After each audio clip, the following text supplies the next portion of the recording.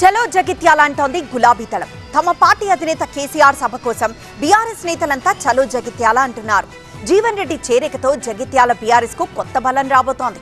మరోవైపు కేసీఆర్ ఏం చెప్తారా అని ఆసక్తిగా ఎదురు చూస్తున్నారు గులాబీ నేతలు. జగిత్యాల గులాబీమయమైపోయింది. సోమవారం జరగబోయే కేసీఆర్ బహిరంగ సభ కోసం జగిత్యాల పట్టణంలోని వివేకానంద గ్రౌండ్ లో కేసీఆర్ భారీ బహిరంగ సభకు ముమ్మరంగా ఏర్పాట్లు సాగుతున్నాయి. మాజీ మంత్రి జీవన్ రెడ్డి గులాబీ కండువా కప్పుకునే కార్యక్రమాన్ని భారీగా నిర్వహిస్తోంది గులాబీ పార్టీ. అక్షరాల 1,00,000 మందితో జగిత్యాల సభ నిర్వహించి సత్తా చాటాలని బీఆర్ఎస్ భావిస్తోంది.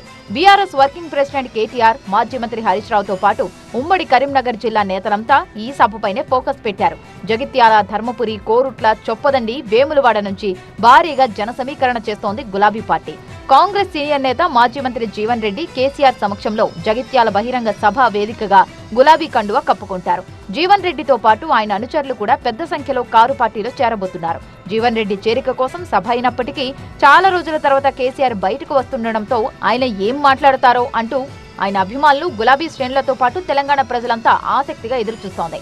రాబోయే ఎన్నికల్లో కేసీఆర్ జైత్రయాత్ర జగిత్యాల నుంచే మొదలు కాబోతోందని ఆ పార్టీ నేతలు ధీమా వ్యక్తం చేస్తున్నారు. సింహం బయటికి వస్తూ ఉంది అంటే గుంటనక్కల గుండెల్లో ఇలా రైలు ఉరుకుతున్నాయి.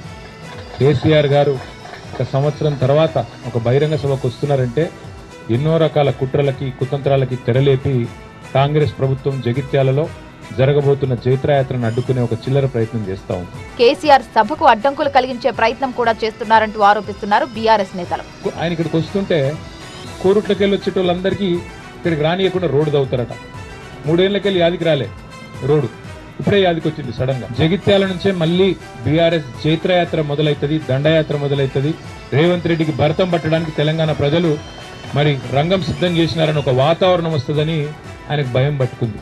గతేడాది ఏప్రిల్ 27న వరంగల్లో జరిగిన పార్టీ సిల్వర్ జూబ్లీ వేడుకల సభ తర్వాత కేసీఆర్ హాజరవుతున్న మొదటి సభ ఇదే.